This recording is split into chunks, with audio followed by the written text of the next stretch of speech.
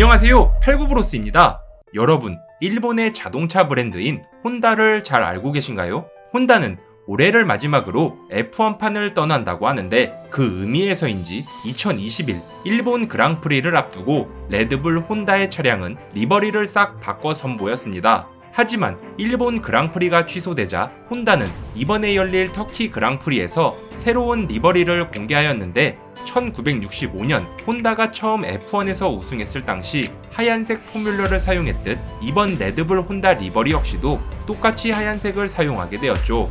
중간중간 일본어를 배치해 혼다가 더욱 일본 기업이라는 것이 돋보이는데 사실 혼다는 F1에서 역사도 깊고 특히 올해 혼다의 엔진을 실은 레드불의 막스 베르스타펜 선수는 루이스 해밀턴과 1위 싸움도 하고 있기에 F1에서 미치는 혼다의 영향은 상당하다고 할 수 있습니다. 하지만 이러한 혼다도 자동차 대회의 끝판왕인 F1에 처음 참가할 당시 자동차를 단 한 대도 제작한 경험이 없었다고 하는데 그렇다면 어떻게 바이크만 만들던 혼다가 세계적인 모터스포츠에서 성공할 수 있었는지에 대해 지금 시작하겠습니다. 모든 시작은 바로 귤박스에서부터 1940에서 50년 당시 일본은 2차 세계대전에서 패하며 엄청난 불황으로 나라가 많이 어려운 시절이었습니다. 그런데 이때 혼다 소이치로는 1946년 자신의 이름을 내건 혼다 기술연구소를 설립한 뒤 2년 뒤에는 본격적으로 혼다 기연공업이라는 회사를 창업하게 되죠. 사업 초반부 혼다는 자전거에 엔진을 부착한 스타일의 바이크를 만들어 판매하다가 일본 산길을 잘 오를 수 있는 드림포 2와 참신한 디자인의 주노를 만들어 시장에 내놓게 되지만 생각과 달리 잘 팔리지 않았고 오히려 판매된 것마저도 계속된 불량으로 고객들의 클레임이 쏟아져 회사는 어려워지며 자금 상황이 여유롭지 못해 오히려 도산 직전까지 몰리게 되었습니다. 하지만 사장이었던 혼다 소이치로는 전혀 회사의 경영 상태를 신경 쓰지 않았고 공돌이 출신답게 오로지 새로운 기술 개발에만 몰두하였는데 그러던 1947년 어느 날 미국에서 열린 수영 선수권 대회를 TV로 보다가 후루하시 히로노시라는 인물이 세계 신기록을 세우며 자국민들을 기쁘게 하는 것을 보고 깊은 생각에 빠지게 되죠. 그리고 직원들이 일하던 작업장에 가서 귤박스에 올라 혼다 소이치로는 세계 최고의 바이크 대회를 제패해서 일본인들에게 꿈을 안겨주자 라고 말하며 혼다의 전 직원들은 레이싱용 바이크에 초점을 맞추게 됩니다. 그렇게 1957년 혼다는 자신들의 바이크를 검증하기 위해 12개의 바이크 제조사가 참가하는 일본의 아사마 레이스에 참가하게 되었는데 1위에서 3위까지 야마하가 독차지하며 혼다는 세계 재패는커녕 자국이었던 일본에서부터 벽을 느끼게 되죠. 그 후 혼다의 직원들은 연구실에서 밤낮 구분 없이 일하며 맨섬에서 3회 우승을 차지한 이탈리아의 몬디아를 분해해 연구를 하게 되는데 자신들의 엔진은 그 마력의 채 절반도 되지 않는다는 사실에 더 망연자실하게 됩니다. 그리고 이듬해 칼리나 국제 바이크 레이스가 미국에서 개최되었는데 경쟁사였던 야마하가 6위를 차지하며 일본 국민들에게 먼저 희소식을 알리게 되죠. 이때 혼다 소이치로는 다시 한 번 더 귤박스에 올라가 연설을 하게 됩니다. 우리는 바이크의 올림픽인 맨섬에 참가를 해서 우승을 할 것이다. 여기서 잠깐 맨섬 레이스는 예전에 제 채널에서 설명한 적이 있는데 섬에서 치러지는 대회로 섬 한 바퀴의 거리는 60km에 코너는 219개가 있고 고저차는 무려 400m나 되죠. 게다가 서킷이 아닌 일반 도로를 달리는 대회다 보니 노면은 고르지 못해 혹시라도 드라이버가 순간의 실수로 슬립이라도 한다면 안전한 배리어가 아닌 그냥 집이나 벽에 박는 형식이라 매년 대회 때마다 사망자가 나올 정도로 악명 높은 대회입니다. 여튼 다시 돌아와 혼다 소이치로가 맨섬에 참가하기로 했을 때인 1959년 당시 맨섬 레이스까지는 10개월도 채 남지 않은 상황이었고 혼다는 그때부터 레이싱 엔진 제작에 더욱더 몰두하기 시작합니다. 당연히 마력과 출력 모두 타 회사들에 비해 턱없이 부족한 혼다 엔진이었고 혼다는 긴 연구 끝에 투밸브가 아닌 포밸브 형식의 캠축을 2개 사용하는 DOHC 엔진으로 만들게 되죠. 사실 이 방식의 엔진은 힘이 좋긴 하지만 그 당시 설계가 복잡해 어떠한 회사도 바이크에서 포밸브 DOHC 엔진을 사용하지 않았는데 혼다는 최선책으로 17.3마력의 힘을 내는 이 엔진의 모든 것을 걸게 됩니다. 그렇게 완주하기도 힘든 맨섬 레이스에서 혼다는 끝내 6위를 차지하며 순위권에 들게 되었는데 이 결과로 일본 본사에서는 엄청난 쾌거에 주식값이 올랐다고 좋아했지만 맨섬에 있던 담당자들은 주식 값어치를 올리려고 출전한 것이 아닌 우리는 꿈을 쫓는 것이라며 다음 대회를 기약하게 됩니다. 그리고 대회 3년차였던 1961년에는 맨섬 레이스에 나가기 전 최종 시범 무대인 독일 그랑프리에 참가를 하게 되었는데 이때 갑작스런 엔진 오버히트로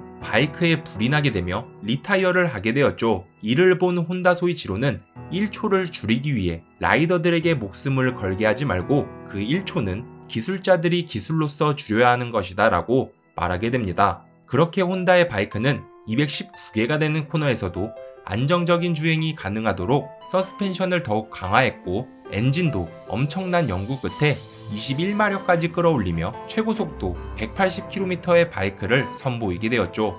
그렇게 1961년 맨섬 레이스 125cc 부문 결승전에서 혼다는 이태리의 두가티와 독일의 MZ를 제치고 1위를 차지하게 되었는데 여기서 놀라운 사실은 1위에서 5위까지 모두 혼다가 차지했다는 점입니다.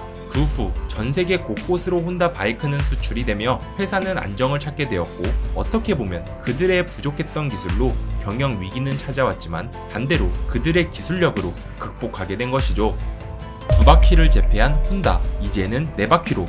바이크를 제패한 혼다 소이치로는 자신의 꿈이었던 자동차를 만들기로 결심하지만 당시 일본 정부는 수입차의 수입 자유화에 따른 특진법을 내면서 일본에서는 세계의 자동차 제조사만을 두기로 합니다. 이때 도요타와 닛산 등 일본 내에서만 자동차를 제조하는 회사가 7개나 되었기에 자동차를 단 한 대도 만들었던 적이 없던 혼다는 절망하게 되죠. 하지만 이때 혼다 소이치로는 맨섬 경기를 끝내고 돌아오는 길에 이탈리아에서 봤던 F1을 갑자기 떠올리게 되는데 바이크 경주의 정점인 맨섬 레이스를 통해 회사의 위기를 극복했듯 이번에는 자동차 대회에서 가장 최고봉인 F1을 통해 우리도 자동차를 만들 수 있다는 것을 증명하고자 했습니다. 그렇게 혼다는 오로지 바이크 기술자들로만 구성을 해 1964년 처음으로 F1 엔진을 만들게 되었는데 당시 8기통 엔진을 사용하던 페라리보다 10%나 높은 200마력의 엔진을 만들게 되었고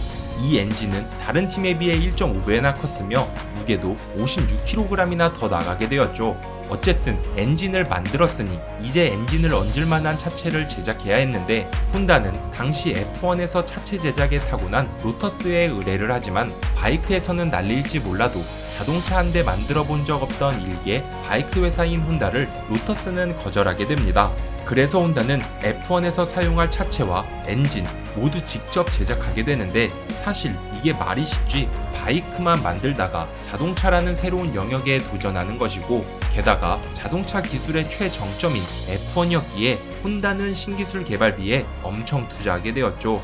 이때 당시 혼다가 F1에 투자한 비용만 해도 약 20억엔으로 전 세계에 팔린 혼다 바이크 1년치 수익이었다고 합니다. 여튼 단순히 마력만 높은 이 거대한 엔진을 싣기 위해 혼다는 항공기를 설계했던 설계자들을 채용했고 설계자들은 이 거대한 엔진을 실을 차체를 만들기 위해서는 우선 엔진의 크기를 줄여야 한다고 엔진 제작자들에게 요청하게 됩니다. 하지만 맨섬에서 세계를 제패하고 온 혼다의 엔진 제작자들은 너희가 엔진에 대해 무엇을 하냐며 오로지 목표는 마력일 뿐 차체는 단지 엔진을 싣기 위한 도구에 지나지 않다며 그 엄청난 크기의 엔진을 사용하길 강행했습니다. 그렇게 1964년 독일 그랑프리에서 혼다는 F1에 첫 출전하게 되는데 외국 기자들은 이륜을 제패했던 혼다가 과연 어떤 차량을 선보일지 엄청난 관심을 보이게 되었죠. 그렇게 연습 주행 시작 전 각 팀들은 차체에 얹혀진 엔진을 세팅하고 주행 준비를 하고 있는데 혼다는 엔진이 너무 무거워서 엔진과 차체를 분리해야 했고 이때 연결된 지지대만 200개 정도라 이걸 다 풀어서 엔진을 해체하는 시간만 해도 5시간이 넘게 걸리게 되었습니다. 결국 연습 주행과 예선 퀄리파잉을 치러보지도 못한 혼다는 일단 파워는 높으니 그걸로 승부를 보자는 식으로 맨 뒤에서 출발을 하게 됩니다. 그렇게 12번째 랩을 통과한 뒤 혼다의 차량은 갑자기 코스아웃하며 리타이어를 하게 되었죠. 그리고 3주 뒤인 이탈리아 그랑프리에서는 엔진 세팅을 위해 타팀보다 5일이나 먼저 현장에 도착하기까지 했는데 역시나 엔진 이상으로 차량의 출력은 더 떨어졌고 결국 13바퀴째에 엔진 오버히트로 흰 연기를 내뿜으며 또 리타이어를 하게 됩니다. 그렇게 원인 모를 엔진의 오버히트와 출력 저하로 혼다는 다음 미국 그랑프리에서도 리타이어를 하게 되었는데, 당시 혼다 F1 담당자는 일본 본사에 연락을 해서 무엇인가 엔진이 잘못 설계되었다고 보고를 하게 되죠. 역시나 엔진 제작자들은 같은 기술력으로 우리는 바이크로 세계를 제패했다며 모든 결함을 현장에서 세팅을 잘못한 현장 탓으로 돌리며 혼다는 그 시즌을 끝마치게 됩니다. 그 다음 해인 1965년 현장에서는 코스의 기온이나 기압까지 계산하며 엔진의 힘은 좋으니 가속력에 모든 초점을 맞춰 세팅을 하게 되는데, 역시나 엔진에서 똑같은 문제를 일으키며 결국 또 리타이어를 하게 되죠. 그리고 다음 그랑프리로 이동을 할 때 현장 담당자는 우연히 바이크 대회를 관람하게 되는데, 여기서 자신들의 엔진이 왜 잘못되었는지 그 비밀을 비로소 알아차리게 됩니다. 바이크는 코너를 돌 때 차체도 같이 눕혀지다 보니 오일이 수평을 이루어 오버히트가 생기는 일이 적지만, 차량은 바이크와 달리 차체가 기울지 않아 원심력으로 오일이 한쪽으로 치우쳐지며 오일이 닿지 않는 축이 생기게 되는데, 여기서 과열이 발생하게 되어 오버히트 현상이 일어나게 된 것이죠. 이 사실로 자동차와 바이크는 전혀 다르다는 것을 알게 된 혼다는 시즌 도중 F1에 참가한 모든 팀원들을 철수시키며 일본으로 불러들였고, 여기서 엔진 설계자는 모든 것을 내려놓고 엔진을 다시 만들 테니 그 어떤 요구사항이라도 말해달라고 합니다. 그 결과 혼다 현장 담당자는 엔진 내부에 오일 편중 현상을 없애달라고 했고, 차체 설계자는 엔진의 경량화를 요구하게 되었죠. 그렇게 혼다의 F1 차량은 오일이 쏠리는 것을 막기 위해 엔진 내부에 8개의 벽을 생성하였고, 폭발적인 가속력을 높이기 위해 연료와 공기가 더 잘 섞이도록 펌프식 연료 분사 장치도 만들게 되었습니다. 또한 엔진 재료도 알루미늄에서 마그네슘으로 바꾸며 무게를 무려 25kg이나 더 낮추게 되었죠. 그리고 1965년 마지막 그랑프리에 참가하기 위해 혼다는 멕시코로 향하게 되는데, 경기가 시작하자 새로운 혼다의 차량은 엄청난 힘을 선보이며 초반부터 1등으로 치고 올라갔고, 끝까지 1등의 자리를 지키며 F1 참가 2년 만에 처음으로 우승을 하게 됩니다. 이후 F1뿐만 아닌 여러 바이크 대회나 자동차 대회에서 혼다의 도전은 멈추지 않게 되는데, 사실 혼다는 F1 엔진을 개발할 당시 일본 내의 특진법이 딱 폐지되면서 혼다 역시도 자동차를 제작할 수 있었고, 그렇게 1963년 혼다는 첫 양산차인 미니트럭 T360과 스포츠카 형식의 S500을 선보였습니다. 추가로 놀라운 사실은 지금 현대가 혼다보다 더 잘 나간다는 생각이 들지만, 혼다가 F1에서 첫 우승했을 때 현대자동차는 생기지도 않았.